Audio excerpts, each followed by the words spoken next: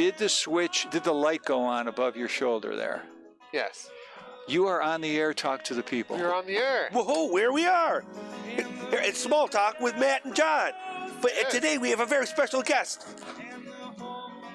We do have a special guest. We have Vincent Farallo, who is also my nephew. Oh, yeah.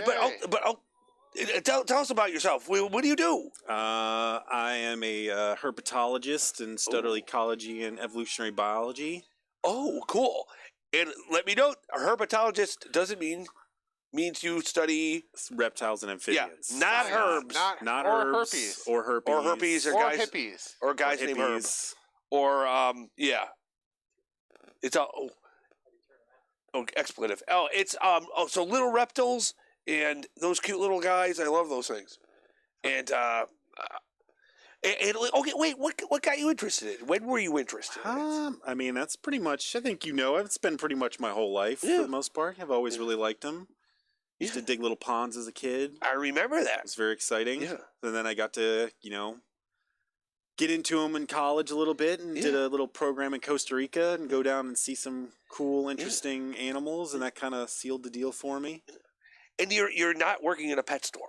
No, I'm not working in a pet store. But it's a backup plan. If the economy goes in the tanker, you're pretty qualified to work. I would be qualified to work at a pet store. Oh, probably not, because a lot of times pet stores tend to try to sell you animals you probably shouldn't have. Sure. I would not be good with that. Also, that you need the ability to want to abuse animals. A lot, yeah. Sometimes they're not. Sometimes they're not doing great things, but So no, I'm not working at a pet store. I'm working at Yale right now. So there you go, Yale. Go Bulldogs. That is, they are the Bulldogs. Yeah. No longer Bobcats. I've had lots of Bobcats in my academic career. No longer Bobcats. Now, are there herpetologists that you look up to? There's a lot of herpetologists that I look up to. Oh, cool. I mean, personally, I study salamanders now, so David Wake is a big one. Oh, okay. Studies salamanders at University of California, Berkeley. I think he's retired now, but yeah. Now, what is the most intelligent reptile, do they think? Probably one of the monitor lizards. Oh, okay. They're pretty smart. Yeah. They've done some studies with being able to remember things to get food items and snacks and stuff like that. Do any of them have any like mammalian kind of like do they they're young I'm not going to eat that one kind of thing? I mean, there's parental care, so I mean, kind of, but nothing, not really mammalian level to that extent. But some of them are pretty smart. But again, not bird level, not mammal level in terms of, even though birds are technically reptiles, but still. The snakes and the lizards and turtles, not quite as much. Yeah. So take us out in the field. How are the salamanders and reptiles doing in the age of global warming? Some are doing better than others. Some are definitely not doing well at all. Kind of depends on where you are. So it's more of climate change in general, just because some areas are doing better and worse than other areas. So a lot of stuff I'm doing now is looking at how montane species are doing, because you kind of expect that they would do really badly because they're at higher elevations, so you expect them to be kind of really adapted to cold weather. Oh. So when it gets warm, obviously expect they're either gonna die or they're gonna have to move up a mountain, and eventually you can't. Once the mountain stops, you can't go any higher. So you expect them to not do as well. But a lot of the stuff I'm finding is they're not necessarily. That's not always the case. Yeah. A lot of times there's other things that constrain them to the mountains. That means that they're not necessarily cold weather adapted. Oh. So, but climate change is still causing problems. It's just not necessarily the exact problems you would expect. Do you have any advice for what if you get to one of these people who don't believe in climate change? Sorry, can you repeat that? You say you meet someone who doesn't believe in climate change. I mean, is there a best way to approach it? It's kind of hard because that's really more of a, when you're not, I don't believe in climate change. I just accept it based on all of the available information. So when someone doesn't believe in it, it's hard to have a really strong argument, because if they're not going to believe in the facts that you're presenting with them, it's kind of hard to have a really great conversation about it. So it makes it difficult. Throwing your pencil at them, it's not. It's not. That's not helpful for sure. Yeah. But it's a major problem. Yeah. Like a massive problem. It's it's the time we live in, But Yeah, I wouldn't believe I would live in that kind of. Well, we do. We don't, yeah. Anyway, okay. Are there any controversies in herpetology? There are. I mean, there's some that are kind of. I think they've kind of faded away a little bit. But there's one guy in Australia who does a lot of naming of animals that typically like just outside of the established community. There's probably people have talked about that. We don't need to talk about that because it kind of gets into the whole thing. But that's something that a lot of herpetologists have had issues with because he just renames lots of animals, not necessarily based on specific facts, and then that's definitely something that's you don't want to come pick something up and go, oh, that's a Fonzarelli. No, it's but a lot of because it comes down to how naming animals has worked, and there's a lot of like code behind it, and there's ways to get around those codes, or like to do for what you want sort of thing. So that's kind of like in terms of that. But I mean, other than that, there's always some sort of it's a lot of taxonomy stuff. People take issue with naming animals and how they're organized, which I don't tend to bother with too much. But have you discovered any new species? I have not. Oh, I've actually seen one that I'm pretty sure was a new species. My friend was in Ecuador, and he sent me a photo of a coral snake, and he couldn't identify it. He's also a herpetologist. He works down in Ecuador now. And I saw it, and I was like, I don't know what this is. And we couldn't figure out what it was. And I'm pretty sure it was a new species. No one could find anything about it, but his field assistants accidentally let it go when they were taking photos of it. So there's no record of it. So it's either not described still, or someone else has come and described it at some point. But that was kind of interesting. But yeah, I've got a lot of friends who go to Africa, especially, and Indonesia, and Southeast Asia, especially. Now, say here in North America, you have different highways will separate parts of land. Yeah. Well, is it possible for maybe like a lizard or something to break off, like it maybe become a different species within that small niche? That gets really complicated because what a species is kind of a weird thing, because once they're geographically isolated, essentially you'd expect that they would eventually become a new species, but we're talking longer periods of time. But that's totally possible. I mean, highways, they're very good barriers, but at the same time people transport animals frequently, and all it takes is one or two to get across to have some sort of genetic mix. But that definitely does and can happen. But on our time scale, probably not as frequently for man-made objects anyway, just because Oh, as North Americans, are there any animals we should be killing? I mean, yes, depends on your moral stance on that. I mean, because there's lots of invasive species. Especially in Florida, but all over the United States, there's lots of. I mean, there's so much invasive species. I mean, even things like house cats. Like, I don't like keeping. I've got cats. I love cats, but outdoor cats kill birds, and snakes, and lizards, But I mean, I know in my case, my cat likes to see himself as a little ambulance. Yeah, he'll bring me birds who are injured. He wants me to fix them up for him, and he'll bring me mice who maybe have their heads bitten by the cat. Well, no, he wants me to heal them, and he's I don't really think concerned that's what with he's the other. doing. It's weird in the urban setting because in my neighborhood there's a bunch of deer that like live in my neighborhood, and they go up and down the tracks. Oh yeah. So like they just the old railroad tracks. That's what they do. And actually, my dog got off his leash the other day and chased some deer and almost got hit by a car. Whoa, good. Oh, geez. But they knew the deer had their escape route planned. They have like the fences and they know where to go. Okay, some species they've gone. They're gone. Like species wise. Ethically, gosh darn it! Should we bring it back? Ethically, should we? Okay, let's bring back that frog and put it back in It's kind of again, that's one of those complicated things that it kind of depends on your moral stance. Okay. It depends on why they went extinct, or I mean, a lot of times sometimes it's 100% human cause. A lot of times it's a mixture of things. The dodo bird.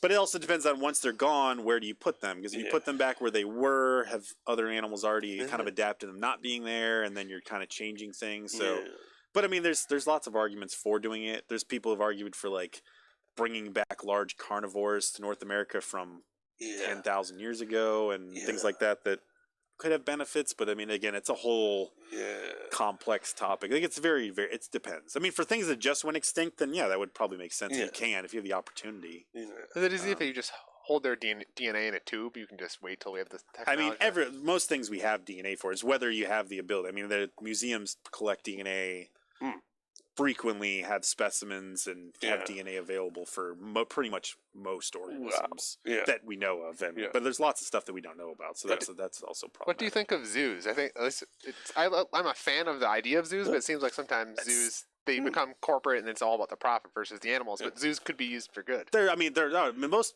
people I know lots of people that work for zoos, and they do a lot of really great things for conservation. It just depends on the type of zoo. There are lots of small zoos that are not really doing any of that, and it's kind of they're more for show, and they have not really great living conditions. But good zoos have conservation and breeding programs and help maintain species that wouldn't exist otherwise. And so I think they're very positive for the most part, but then there's obviously things like SeaWorld and stuff that are keeping things that should not be kept in cages, and just they're not meant to, and they can't really handle it. So it's variable. There's certainly some that are fantastic, others that are probably not super great. So if somebody's walking through the forest or going on a hike, how should they approach salamanders? Should they seek them out, or should they let them be? That's I'm really wishy-washy here, but you shouldn't. It's actually bad to really look for them if you don't know what you're doing. Even when you do, it's anytime you live, they're basically, if you're not out at night, you're probably not going to see them, or next to a creek, you're probably not going to see them. Yeah. Because they're under rocks or they're underground. And you can lift up rocks and find them. That's what I do when I go do research. But as soon as you lift a rock up, you're breaking that barrier with the ground. So you're potentially drawing it out. You're causing potential issues for the animals underneath it. So it's not really an ideal thing. Because they're going to come back. It's I had a nice little tube that I worked on or just even if they're under the rock, once you lift it up, especially it depends too. If trigger them. You can cause problems for them doing it, but at the same time, the salamanders that I study, at least, they're in the hundreds of millions even. They're just super dense. They're super populated. They're mostly underground, so it's not as huge of a deal. But still, for other organisms, other insects, and other animals, you're changing the microhabitat conditions when you do stuff like that. But that's where you find. If you flip logs or under a leaf litter, that's where the salamanders are. I'm a big fan of those pictures where they have the ground cut away, and those are nice. Salamanders are, and little bugs going back, and maybe a frog up above. And I think I've got. I don't know if they actually did it, but they're hoping to do, because with salamanders, the big problem with them is studying them is they're normally underground. Yeah. But that makes it really complicated. So if you have normal species, if you want to go count how many species or how many animals are in a population or something, you can go count them. But for salamanders, there's ways to kind of figure it out based on marker capture studies where how frequently they're on the surface and things like that. But it's still complicated. But just observing them underground, you can't do it. Yeah. So I think I was having friends who were thinking of doing something where it's set up where they have these long tubes of plexiglass where you can actually see them while they're underground in a lab type setting. So that would be really cool, because you're really missing out. We don't really know a lot. Even though people study them like crazy, we don't know a lot of their natural history because it's all happening out of sight, and it's kind of hard to replicate because you can't. Once you disturb them, you can't really see a lot of those things. Yeah. Maybe you could do one of those ground radar things. They do, They actually do where you can actually. I don't know if they had to actually implant them with anything, but where they could actually register to see how deep they were and things like that. So you can do stuff like that, but that's complicated. It's harder to do.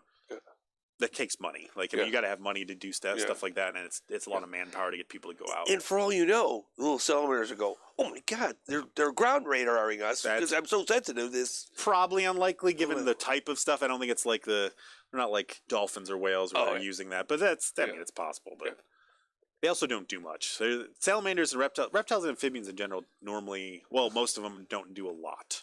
They tend to kind of sit around. They've got slow metabolisms. They don't need to do. Some of them are really active. I was gonna say, what is their superpower? What has allowed them to survive and evolve to still be around today? A lot of them they don't require. They just have low metabolisms, which makes it easy to turtles can just not eat for long periods of time, and they can go bury themselves and barely breathe and survive winters and freeze themselves almost. Box turtles can literally be part of their body can be frozen, and they can survive. They can just deal with a lot of conditions like that you can't. Can humans learn from that? Is there something? No. Maybe a little bit. Not in terms of what they can do. Some of the stuff I don't do anything with it, but salamanders can regenerate limbs, things like that. So I'm sure someone is working on stuff like that to help humans in some way. But a lot of it is just more of their general biology that we can't replicate as mammals. Mammals, birds, like stuff like bats. If a bat doesn't eat for like a day, it dies. Like whereas reptiles and amphibians can go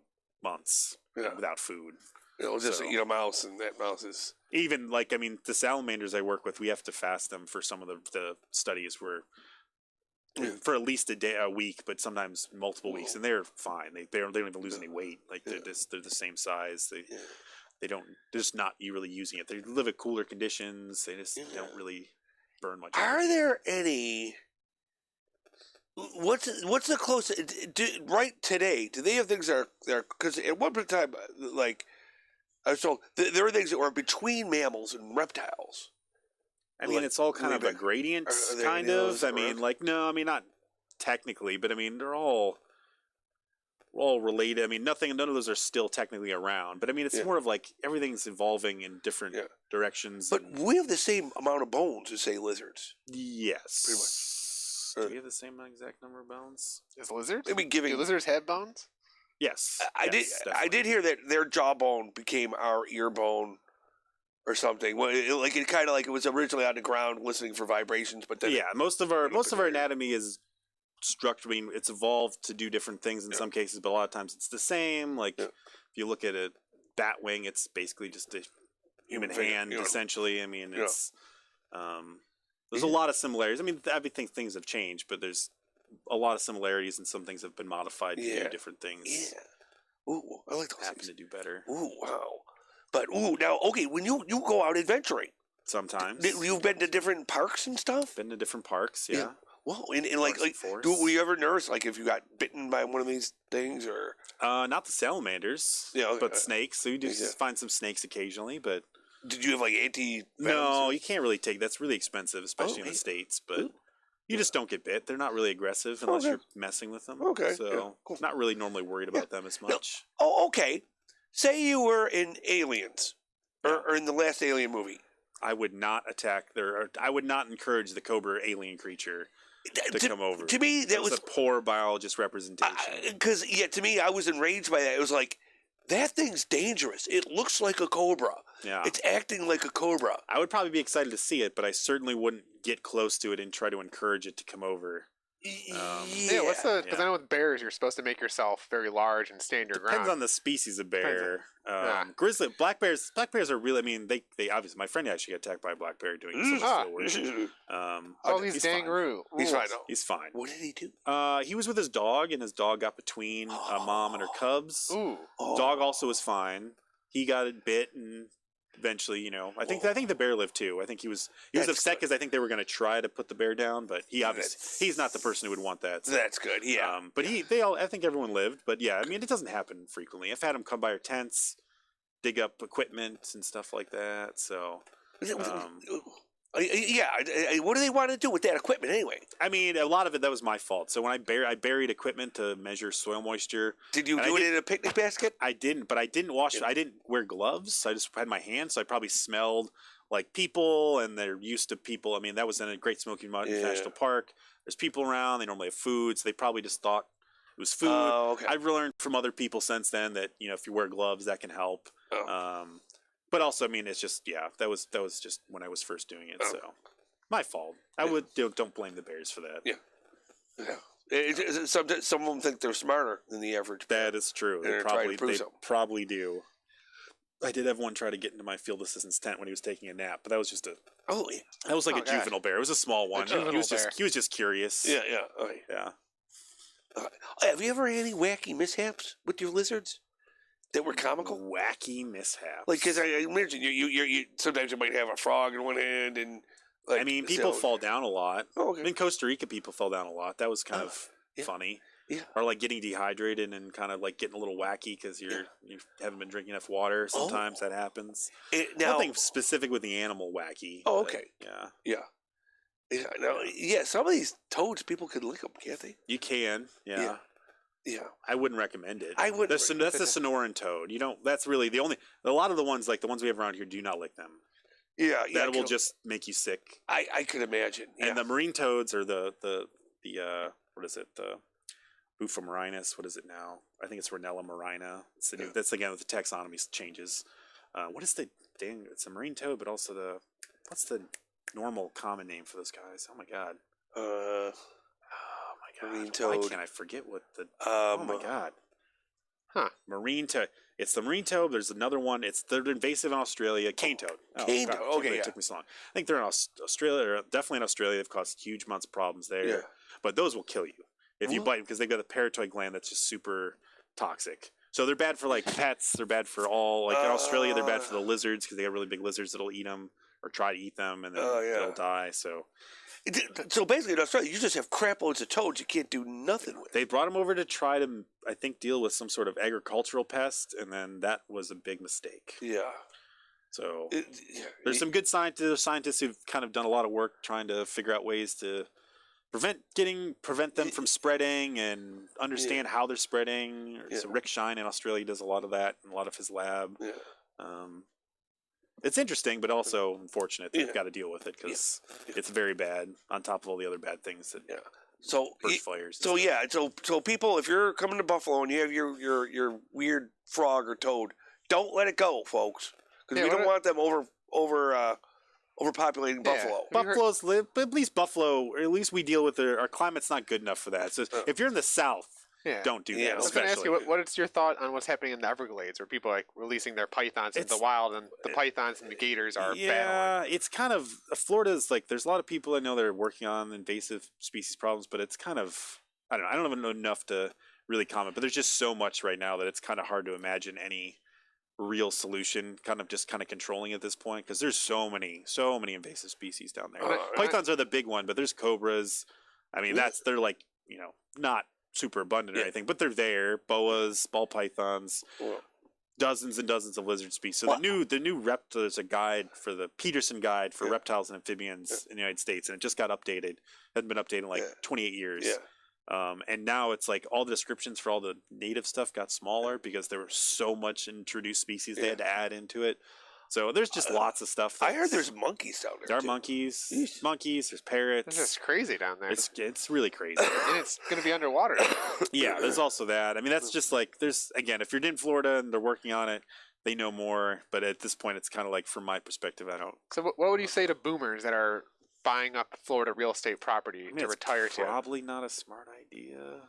It seems like that's most of my Florida friends. I mean, it's definitely highly likely you're going to have some severe issues, even if it's not completely flooded with major problems with weather events that will occur in the near future. When I was down in Florida, I took a tour on with the pontoon boats, and there's this guy Carl, and his job was to jump off of boats and wrestle the alligators. Oh, really? Oh, wow. Because to keep the population out of control. Whoa. That guy was way rawer than I was. That's interesting. Yeah. Wrestling him. Carl, he would just jump out of the water and just wrestle him. Oh, wow. Yeah, I feel like that's not the best way to deal with the alligator population. Yeah. If you've got too many, you probably could do better with hunting them than manually wrestling them.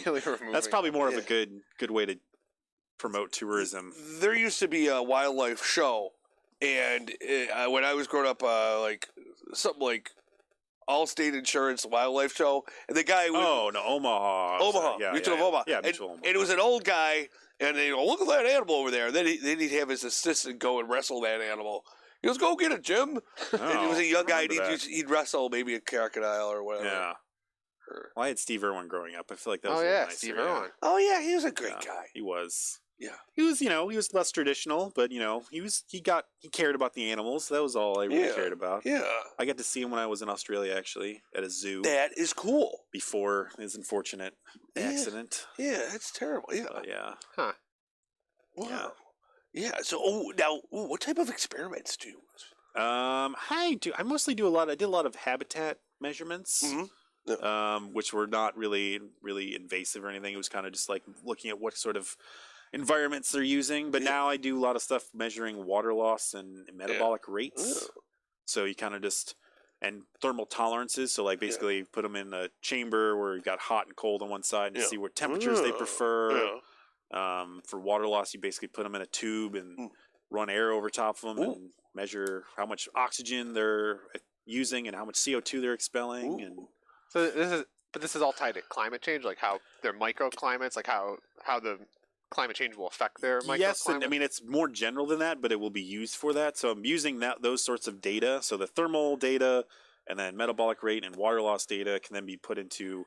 So there's ways to model how species are going to be distributed. So one way is you have presence points of the animals, so you know where they are, and then you can take environmental data, so some sort of climate data, and you can say, okay, these are where they are, and now what happens when we change the climate? How will their distribution potentially change? So what's the probability we expect them to occur based on the environment they're currently using, based on areas we know that they occur? So that's like correlative models. It's a little more straightforward. You need to know where the species are, and then you have some environmental data. The stuff I'm doing is a mechanistic model where you have physiology data. So what kind of temperatures what kind of conditions can they persist in?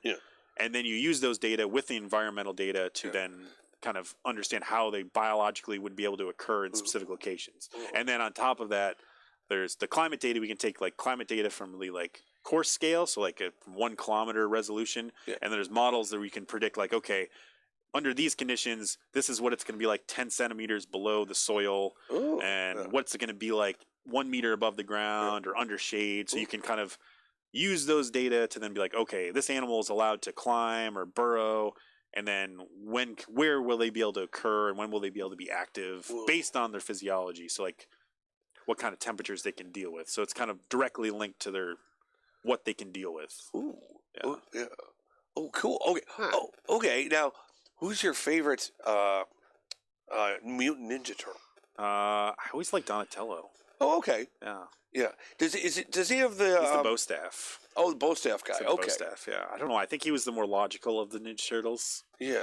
More sciencey. I don't know. I think that's why I've always instinctively went to Donatello. Oh, okay. What's your opinion of Pepe the Frog in the racing? I don't know anything. I've heard about it. I don't know enough about the Pepe the Frog.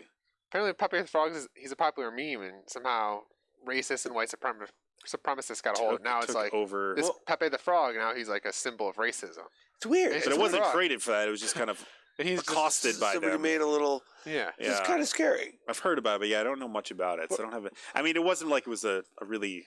I just recently found out about it. I was like, nicely done frog. It's a pretty, it was pretty. It's a pretty cartoony looking frog. It was pretty primitive cartoon frog. If it was a nice, like, well drawn scientific illustration of a frog, I'd probably be pretty offended. Yeah. Because then people would associate the beautiful, red-eyed tree frog or something with racism. Oh, here's another thing though. Oh, wait a minute, Vinny. You might be set up if there actually are lizard overlords. That's true. Yeah, because what would they go after you? They'd probably go after us for collecting them and doing experiments. Yeah, because they wouldn't like that. Yeah, they wouldn't like that. Maybe they'd be like, oh, maybe we're doing good things. I don't know. But it's weird that that's what was chosen as our overlords, not sloths. Yeah, that's true. Lizard people is always the go-to. Do you think salamanders and reptiles are upset that the humans beat the dinosaurs at this point? We didn't beat the dinosaurs. But we came in after the dinosaurs. But we just kind of slid right in there. But they were winning. They were killing it. Now mammals are kind of. Dinosaurs were more birdy anyway. So I mean, the salamanders they're fine. Yeah, they're okay with it. But there used to be giant ass salamanders. They were definitely giant amphibians, giant a lot of stuff. Yeah. How big are we talking? Like I don't know if I know the maximum size amphibian. I mean, there's still huge amphibians. So Chinese and Japanese giant salamanders get 4 or 5 feet long. Whoa. Oh God! Yeah, Oh, they're massive. They're like this big. And we have hellbenders here, which are still forearm size. Like they're. So what are you supposed to do if you encounter a large salamander in the wild? You run away? You wouldn't encounter one of them because they're in like cold, relatively fast moving. Well, not super fast moving, but they're in cold streams. You'd really have to be looking for them to really notice them, and they wouldn't like come out and like attack you. So, and the Chinese and Japanese, I think Japanese ones are the only ones that are doing really well. I think Chinese ones have been harvested kind of extensively, so I don't think they're doing super great in the wild. But yeah, you wouldn't come across them. Yeah, well. Cecilia, amphibians you could maybe, if you're like mucking around in the southeast. Those would really, if I did see those would be because they're big and they're really long. They look like big eels. They're huge. Whoa. They're huge. They've got quite a bite. They could do some damage if they wanted. Yeah. Now there's you're doing the video of turtles. Yeah. That's back. Yeah. These are turtles that are fighting over worms. Yeah. Right? Those were my 2 pet box turtles. Yeah.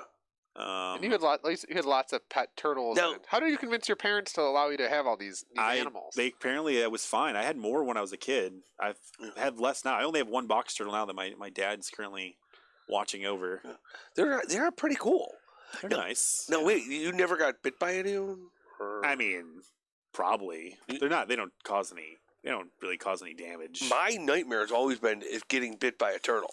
I don't think the turtles ever bit me. I mean, they could do a snapping turtle would do some damage. A box turtle would still hurt, but it wouldn't hurt that bad. Oh, okay, It'd be fine. Because when I was a kid, I used to go into ponds to find golf balls. Yeah, they're probably not going to attack you like that. Yeah. If you pull them out, they will. Or if you step on their head, maybe. See, I would go in there barefoot. Yeah. Feeling around with my feet. I still don't think anyone. I've never heard of anyone getting attacked by a turtle in the water like that. If you pick them up, yeah, they're gonna attack. They're gonna bite at you. But I've never heard of anyone just stepping on them. Now, what about this video? It looks to me a snake eating a frog. That is exactly what it is. It was in Costa Rica. That is a milky vein tree frog, and then is that a parrot snake? I think it's a parrot snake. I forget which species. This is the Palo Verde Research Station, and it was by one of the people who were working there, one of the Costa Rican guys, saw the snake eating the frog in the field, put it into a bucket, brought it back to the station. It kept eating the frog despite being put in a bucket. It was dumped on the sidewalk, kept eating the frog, and while we all watched, we didn't intervene. I mean, we didn't feed it to him. It was eating it in the wild. I don't know why the guy brought it back to us, but I mean, it was nice to see, but it's still, we weren't going to intervene, and it just it ate him. It took a long time. He got it down, and then the snake moved along. Wow, because you figure, you'd have to get the head in, but I'm kind of thinking, from the snake's mouth point of view, then you got to get those big giant. It's filled. I mean, it's trying to defend itself, so it's bulked up. It's got some air in its lungs there, and so it's even though its head is within the snake, it's still fighting. It's still fighting. It's fought for a long time. Yeah, it does a good job fighting. Yeah. Ow. It clearly does not want to be eaten, but that snake is super persistent.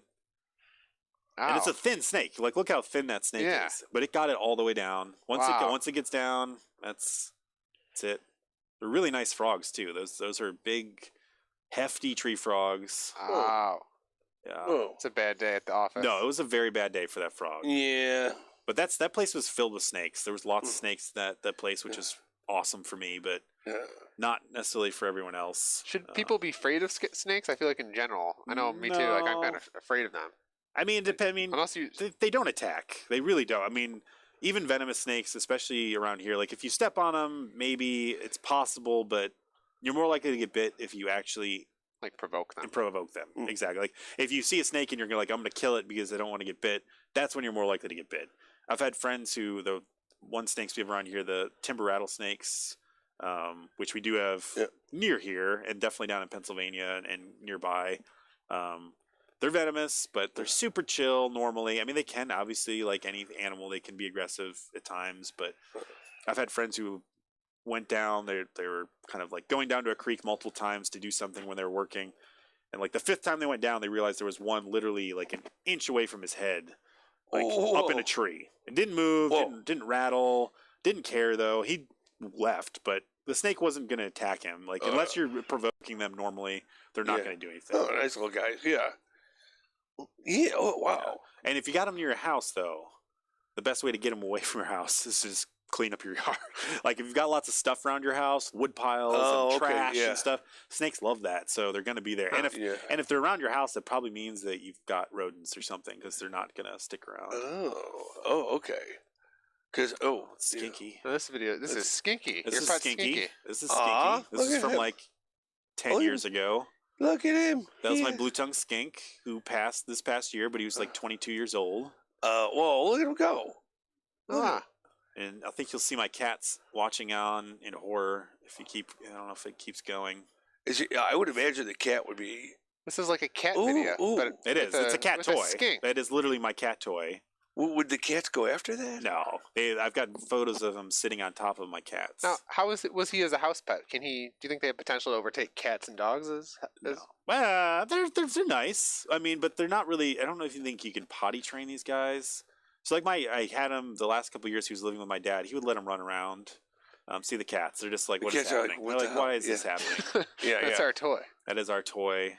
But they didn't attack him or anything. But like, I mean, they're good walking around. But they can also get into areas that you probably don't want them to get into. So you really got to prep your house for it. But those guys in blue tongue or bearded dragons are really nice. They tend to be friendly. So the cats don't care.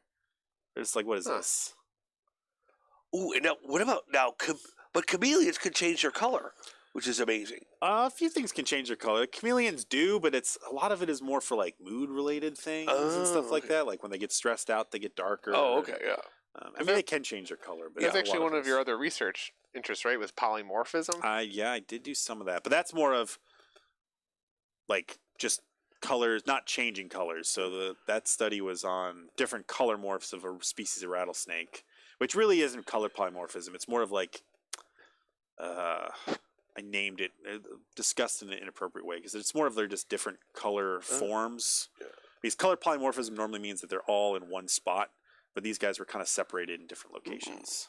Yeah, so I actually have the picture of the rattlesnake. The rock rattlesnakes. Ooh. Well, here's a map. Oh, that's the map. That's salamanders. That's more salamanders. There they go. Yeah, so the guys in the white rattlesnake there lives in the east side of the range. This is in West Texas, and they live on like limestone, so it's really light colored. Oh. And so I put out foam model snakes to see if they would get attacked more frequently, and I put out also darker colored ones like that one on the right there that lived out in the west where they're on volcanic rocks, so they're darker. And so the ones that were, when you put out the light color morphs on the dark rocks, they get attacked more, and you put the dark colored rocks on the light colored rocks, they get attacked more. And that's probably why, or at least part of the reason why, that they have really different color morphs in those areas because they're on different rocks. That's the same species. Same species. Not only is it same spell, someone should probably work on this because that's actually the same subspecies, which doesn't really, I don't know. It's one of those things that a lot of people don't really agree with because it doesn't really mean that much, but technically it's the same subspecies. So there's actually, this is Crotalus lepidus, the rock rattlesnakes, but there's also another species or subspecies that occurs further out that has different patterns and doesn't have this different color morphs, different subspecies, but they're all, someone should work on this group because there's definitely confusion in terms of like what species, which ones should be species or not. So are snakes racist too, just like people? I think it's more, no, I don't think so. I think they'd be fine. They're really comfortable together. Oh yeah. They like each other. They really just don't like being attacked by hawks from the sky who can see them. Yeah, that's really all they really care about. Yeah, they're really hardest. They blend in really well, so they're doing a good job. Yeah, good job, Snake. And they have.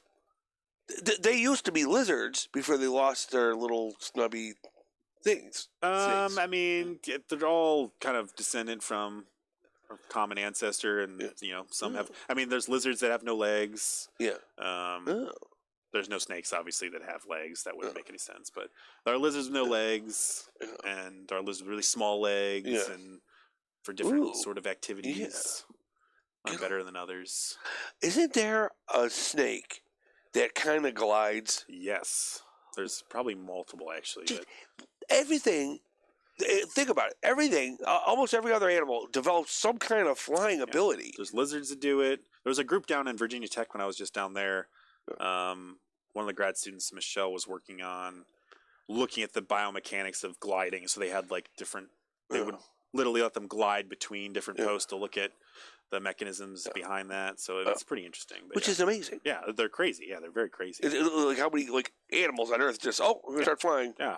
I mean, they don't fly, but they glide. Yeah. But I say you give them a couple more million years. That would be a flying reptile. Am I forgetting any flying reptiles? I don't think there are any. I can think of. You've never seen a Quetzalcoatlus, have you? I don't know what that is. What is that? That is a winged serpent. Is that a mythical being? Some say it's mythical. Okay. But I think Loretta would know all about that. The Aztecs. Oh, okay, Quetzalcoatlus. Gotcha. I'm probably pronouncing it wrong, but feathered serpent. But hey, Yeah. Which makes me think, Uncle John, your artwork. You have something. As a matter of fact, I have artwork that asks questions. Thought-provoking. It's all good art. It actually asks actual questions. But here is your art. Yes. That is relevant. It is relevant. Okay. Star Trek, Star Wars. Gorn, that Captain Kirk valiantly fought, and then Bosk, an assassin He Bossk is a bad guy. I'll tell you.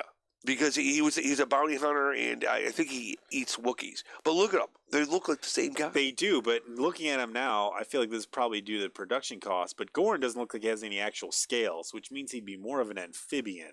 Oh, because you got to have scales to be a reptile there. Oh, okay. Maybe it's just bad costuming. Yeah, because otherwise he does have that crest. He's got that nice little crest on that. What's he wearing? What's that shirt? It's like a little. Looks like a pizza. Yeah, it's pizza shirt. Yeah, that is like some kind of weird pattern. Like I don't know why he chose that. Actually, that's not even that's just some dude. That's just a dude's body. I think. That's why he doesn't have scales, because it's just a painted. Oh, it's a painted just cheapo thing. I don't think it's even foam. I think just get an intern. I think that's literally a person. Like yeah, the head's obviously not like paint him and put that head on there. Just painted green. So in that case, he would actually be more of an amphibian because he doesn't have scales. Boss clearly has some scales going on. So yeah, that's their difference. Yeah, Boss K definitely has the better costume. Yeah, he looks like he's ready for space. Yeah. Oh yeah, he definitely has better costume. Yeah. Yeah, he's yeah. If without those scales, too, he would not do well in that desert environment either. He would lose water very quickly. Yeah, that wouldn't be good. Star Wars does that a lot. Well, no, it's Star Trek. Or Star Trek. Yeah. Star Wars did it like I think in the one last planet they had like a hippo. Desert planet. On the desert planet, I was like, that doesn't make a lot of sense. Yeah, I think I heard that it was originally going to be like a tropical planet, but then they didn't want to deal with shooting in a tropical planet, so they just made it a desert planet. Yeah. My thoughts are provoked. Thank you for that engaging piece of art. I think as well. That's what my art is all about. It's funny because I went to undergrad at SUNY Oneonta, and the mascot is the Red Dragons. And oh, really? Cortland State, which is maybe an hour and a half away, their mascot is also the Red Dragons. Wow. So certain situations, why can't you think of different? Why couldn't there just be different colored dragons? That's true. And also, why do you get cool mascots like dragons, whereas I got like the blue streaks at John Carroll? I don't know. Blue streaks? I don't know what is it. Yeah, I don't know. It's a streak. I don't know if that's the mascot, but it's certainly. I think that the mascot might be maybe a wolf or something. I don't know. Okay, yeah, wolves. But still, we're called the Blue Streaks, not the Red Dragons. That seems like a much cooler. Yeah, much cooler. It does, but I think I like mascots where they're like native to like the land. Like because we know there is no red dragons in Central. Maybe. Probably. Yeah. I'd like to see a dragon. But I know, like maybe you could get like big monitor. Those are pretty dragon-like. Go to Komodo. Yeah, Komodo. No, those things are those. I'm afraid of those things. Yeah, it would be a little bit if you're just out there. I mean, they wouldn't let you just go walk around. But I say keep those things away from me because they have the bite. Yeah, and they're poisonous bite. I forget. So I think there's a guy who was studying this because I can't remember if it was like there's venom. Most stuff has some sort of venom, like some sort of rudimentary venom. I can't remember I think he debunked that it was poisonous or not. Oh, it's not poison. Poison's only if you get eaten. So I think it was either venomous or it was bacteria. I think it was more that it was more of a venom component, not necessarily a bacteria thing, which people originally thought. I can't remember offhand. I know Brian Fried works on that, but yeah, but either way, you don't want to get bit by. You don't want to get bit. Yeah, because if you get bit by them, they're just going to eat you. And they're bigger. They're going to tear. Yeah. And I wouldn't mind being eaten by any animal. No, that would be unfun. Yeah, like that frog. I'm sure he was having a really bad time. He was like, "Oh, this is horrible." Yeah, especially because he fought for so long. Like sometimes it's quick. Probably not. Wouldn't be that case. Yeah. But I just saw this thing. They found it. Oh, I think a dinosaur had a complete little lizard in its stomach. Oh, okay. It was like but it just swallowed the whole thing down. Yeah, I mean that's the way. Yeah, that's the way it normally happens. Yeah. So, what do you think? Have you ever heard of the Battle of Kruger? I don't think I have. Essentially, this epic battle. Oh, I think I have heard this. Yeah, I think I've actually seen this. No. Now, as a biologist, is this basically for me? This is like an 8-minute video that just sums up nature. But it's this crazy scene between where these water buffalo are walking. Water buffalo, lion, and then is there an elephant or something, or rhino, or what else was there? And a crocodile? A mystery species comes out of nowhere. Good old water buffalo. Yeah, it's the water buffalo. They're just walking around. They're pretty cool. Basically, then there's these lions. Oh, what are they up to? They're chilling there. They're sneaking up. They're like, looks like a fat cat. They're like, we're real small. They don't see us. I mean, they probably don't. They're doing a pretty good job. Yeah. Yeah, they are. Well, the buffalo, they're just kind of hanging around, walking. Buffalo, they're not bugging nobody. it's not going to go well for someone. And the best is there's just these tourists must be on like an African safari, just there watching them the whole time. That's kind of the dream, I feel like, when you go on one of those safaris, is seeing something like this, because oh man, it's a once in a lifetime. Oh, they're getting really close there. That's not going to And go he's well. like, oh shit. Oh, like, dude, water buffalo, though, I feel like, I think they clearly know they're there, and I think they're just like, well, now he sees him now. Yeah. He's like, oh crap. yeah, Nice. but the water buffalo, they're pretty big. Oh, they're running now. Oh, whoa. All those kitties. Oh, and they go after the little baby. Of course, they're going after the little one. Which I'm surprised they didn't actually just stop and defend. Yeah. They've got some big. They're not big small horns. animals. They're not small. If they had like a little, The hippo. That's right. Okay, I remember now. I remember this. The baby water buffalo. Just Baby getting- water buffalo is. Oh, I think I remember this one. oh, getting excellent. mauled Oh, by that the poor. lions. God damn. Where are the adults? Why are they defending? Yeah, where's the adults? Come on. Where are the adults? Normally they defend. Do they come back? I can't remember this. This is one where they come back. Or is this when the hippo comes? They're like, This is where the hippo comes. this is dinner right now. Oh We're- no! at that point. Okay, wait. Isn't there a hippo too? Oh, it's a croc. The oh. crocodile. Whoa. Goddamn crocodile. Wait, what's a crocodile? Crocodile's up to no good. Well, the crocodile tries taking out the baby. Oh, this is not the one I was thinking of. There's one where like a hippo comes and rescues him. Oh, okay. Oh, is It's a there any happy rescue one. here? Huh? Does this end good? No, must end It's bad. nature. You don't know Yeah, how it's no. gonna end. It's not scripted. But this is my favorite part. They Okay, just, that's. I was gonna say. oh, then they just roll up. Yeah, just We got roll up some- like 50 deep. they got some. We got some Oh, that's backup. Oh, that's good. Oh, you should just charge. I mean, that's what they're doing. Whoa. It's just funny that they're just regrouped and they're like, oh, no. Yeah, they're. I mean, they're big enough where they probably didn't need that many. They're just like, hey, excuse me.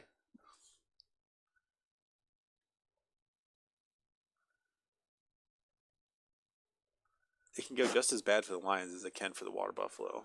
All it takes is one thorn to the side. Yeah, and they're down like, for the count. yikes. Yeah.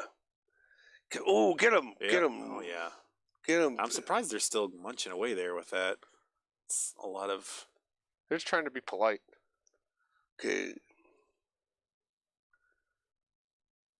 He ran off the one. Okay, is he going to run off the other one?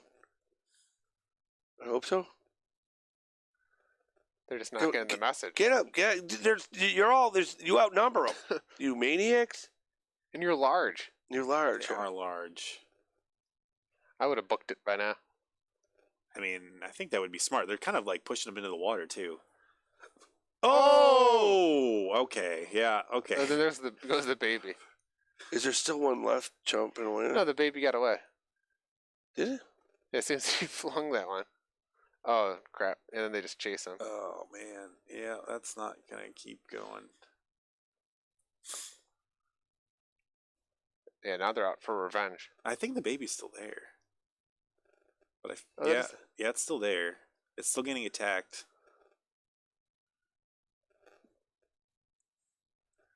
Come on, you guys. Whoa. Dumb kitties. Yay! Get away. Okay, guys. Oh, now those things are screwed. You'd think they would leave at this point. Yeah, it'd be like take off. Go. Like, what? How are you going to get out of this? What's your plan? Oh, one of them clearly had that. Like, oh, I'm out of here. Just one holdout. All right. I'm bouncing. Yeah. So just like the ultimate nature clip of just so many different factors Yeah. going on. Baby's probably still not doing so hot. I would imagine. If they got pulled on by a crocodile. Because you figure if you get those claws, those cat claws are designed to go into you. I mean, my 20-pound cat hurts when I get scratched. Oh, yeah. Let alone a lion. I basically, if I get my sweater like that, then he'll Yeah. clamp on and try to kill me. So it's just like my favorite nature clip because it's like That's a good one. has so many different angles. Yeah. I feel like there's one where I think a hippo rescues like an impala from either a lion or something, and then like it looks like he's like breathing into his mouth, which probably wasn't what was happening, but that's what it looked like. That's nice, but it's nice when you see animals helping each other Yeah, out. sometimes that happens. Yeah, I mean, hey. I don't know what it is. It's instinct or actually understanding what's going on. Yeah, man. But, well, okay, so, wait, currently, what reptiles do you have? I only turtle, or I have one turtle, and it's staying with my dad because I have the. I'll probably take it with me when I move next, but So, what would you recommend to maybe parents today who their children have a reptile itch? Would you recommend that they get their children reptiles? It can. It just depends on You want to be responsible with the ones you get. I mean, some of them, the traditional ones like green iguanas and stuff, are really awful pets because they can get really big and aggressive. So even though they're cheap and kind of, I don't know, I feel like they're not as a pet stores as much, but they definitely were back in the day. They're not really the best pets. Things like a corn snake, things that breed really easily that are not being taken from the wild. Those are always good because they don't need to do much. They just like hanging out and eating, and they're easy to keep. So stuff like those are good to have. But I like the frogs. Those are so damn cute. Frogs are nice, and especially actually the poison frogs. Now they breed super well, so they're not necessarily, most of them aren't collected from the wild, so those are good. They're a little harder to take care of, but not that bad. And what I heard, like you told me this, they're only poison if you feed them like poison seeds or whatever. Not seeds. What? Or, I don't know, poison. Mites and ticks, but a lot of the toxins they get are from mites. My one friend studies those guys. Part of the ones who discovered that's what's going on. Cool.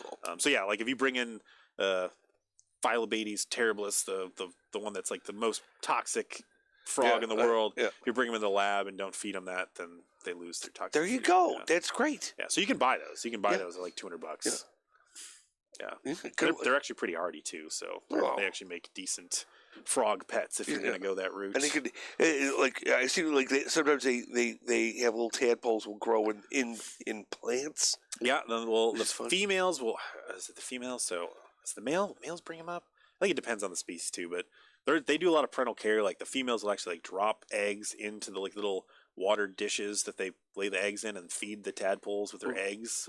So in unfertilized eggs. So they kind of like giving them little chicken eggs, but they're chicken eggs. Kind of, that's pretty much what it is. So for some of them, and they'll carry them around on their back. Once they're tadpoles, they can carry them around on their back, and then they'll put them in little water crevices, which can be a little bromeliad. Or I've got friends who study them where they'll literally put out cups of water to help. Like they'll go and they'll use that, so it's easier to study instead of having to deal with looking at the plants and everything. Yeah, so cute little guys. Yeah, they're pretty interesting. Yeah, I love seeing tadpoles like in the summer. Oh yeah, you look down, you see them all over the place. Like, ooh, they're super variable too. Like you get ones that'll pop out and they're like the toad tadpoles that are this big, and they go really fast because they're normally in really small little water pools of water that come after rain. So they might be out in a month or two, and then you've got bullfrogs that have tadpoles that get 2-3 inches and last for 2 years. Ooh, do toads go through a tadpole phase? Yeah. Okay. Yeah. Okay, toads. Those are the really tiny black ones you see. They're this big normally. You see them in they literally lay them anywhere. Like if you have a pool of water in a tire somewhere, sometimes they'll use that. They just kind of use whatever water they can find. Ooh, those little guys, I love them. Yeah. I know when I was growing up, our house, we had a cul-de-sac being dug in the backyard, behind our house. Oh yeah. And one summer, it was just filled up with water, That's and perfect. the whole thing was just tadpoles. Yeah. And then we had a monsoon of just frogs. Thousands of them. That's probably. I mean, a lot of times because they have different animals have different breeding strategies. Where some is only have 1 or 2 babies. And that's because they're investing a lot in those little babies, and they're going to do well, and that's great. But the toads, they have hundreds and hundreds, if not thousands, of babies because most of them die because they're just tons of them. Most of them die, a few live, but if you have a great situation where that happens, normally they're in these small pools of water that dry up, and so some don't make it, but if you have a big pool that is great and there's no predators, there's no fish to deal with, and then they all live, and all of a sudden you've got 1,000 more frogs or toads or frogs that you weren't expecting. Have there been cases of toads raining from the sky? I don't think so. That might be something where they're caught in some sort of weird upswell or something. I think I've heard of that, but I don't know. Okay, I feel like I've heard of that with some things, but I don't know how that actually works. You know, But they're not actually, like, if anything, that would be some crazy upswell of water into the air. I don't know how that would happen. like a water spout or They're certainly not, like, evaporating into the air and then raining down. Yeah. Or something. I don't know how that would work. Yeah. Yeah. Toads. Gotta love them. Yeah. You know, what else do I love about them? Yeah. The little they have brightly colored ones. Yeah. They're all different. They can be poisonous. They cannot. Yeah. Green or brown. Yeah.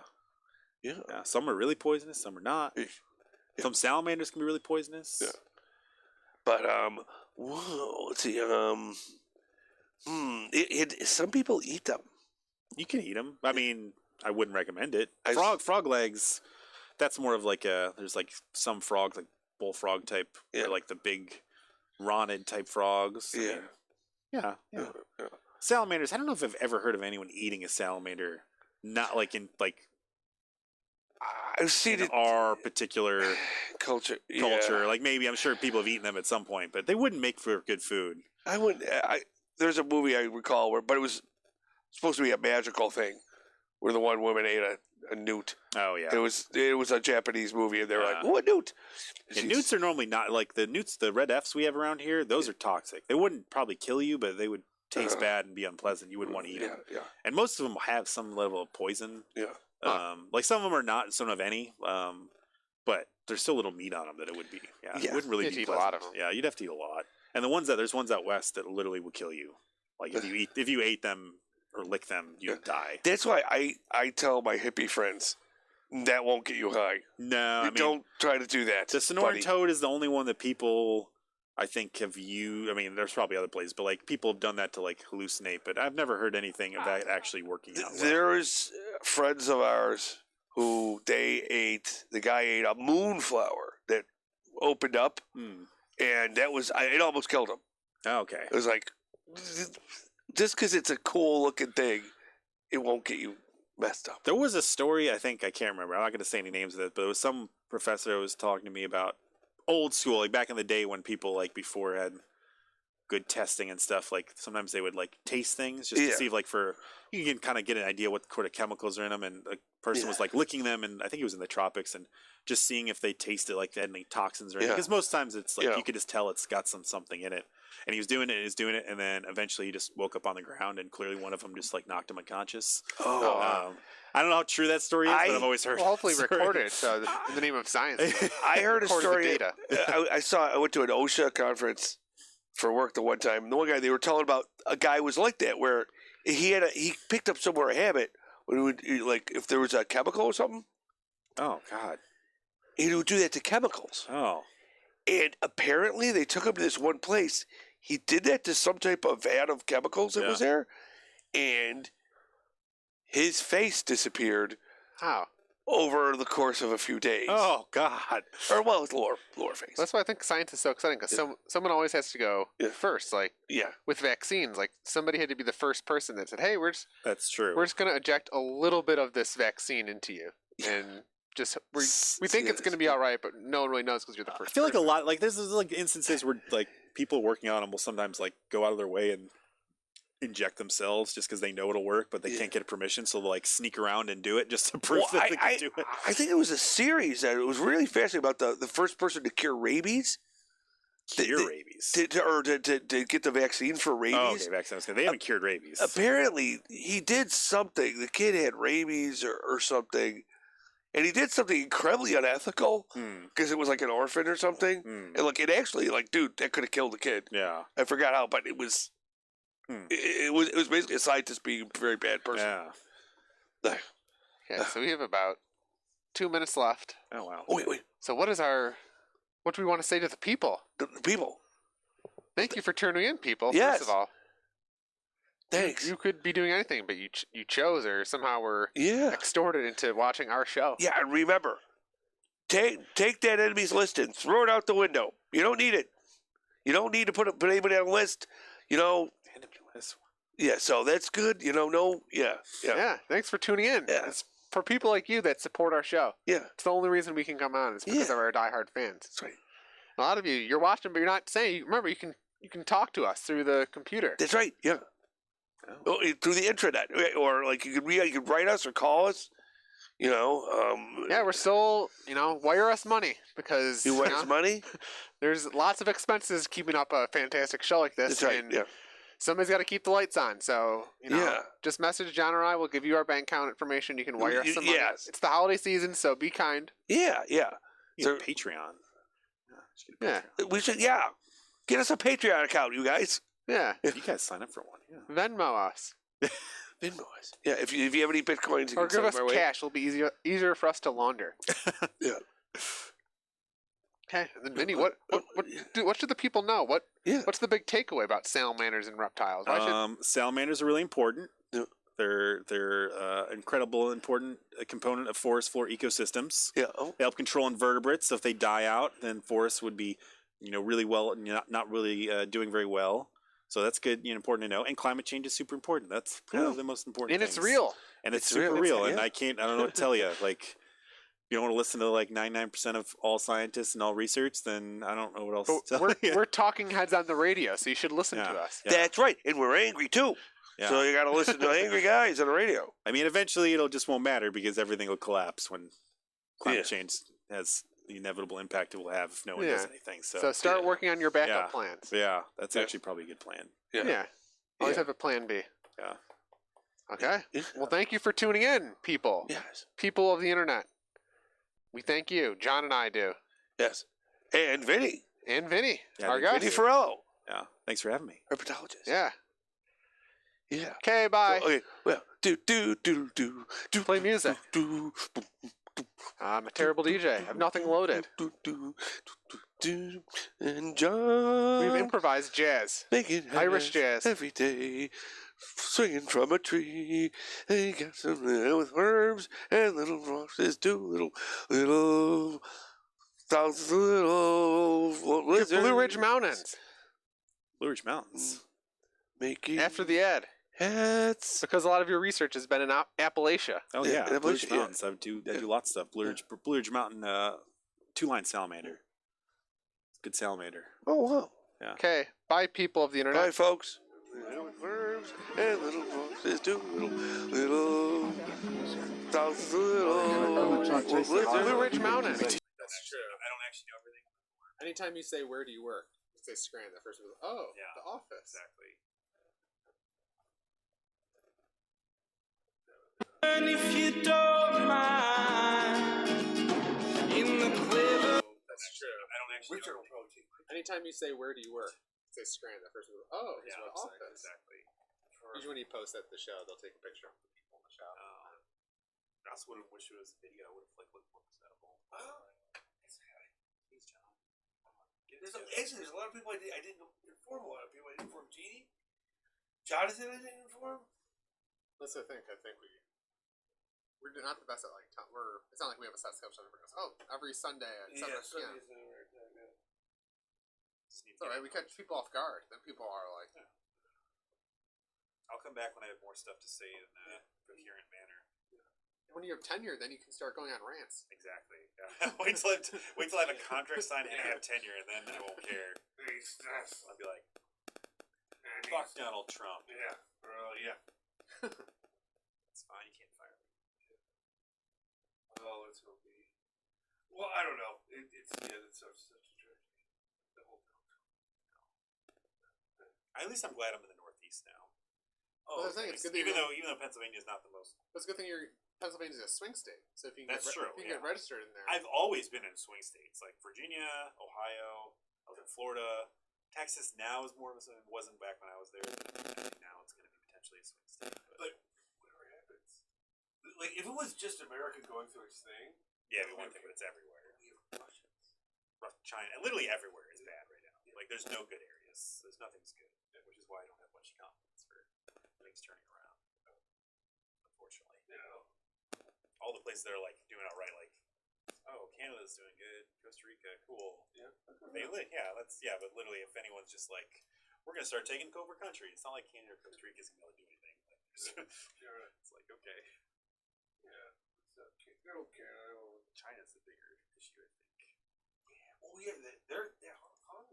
Hong Kong, they're rounding up people in the camps. There's billions of them. They've got monetary control all over the place. They're They're buying up real estate in the United States, Canada, Australia. They've got money in Africa. Like, I mean, they're There's just so many of them. Yeah, there's lots of people. Do these get put away, or do these? Maybe just hook them up.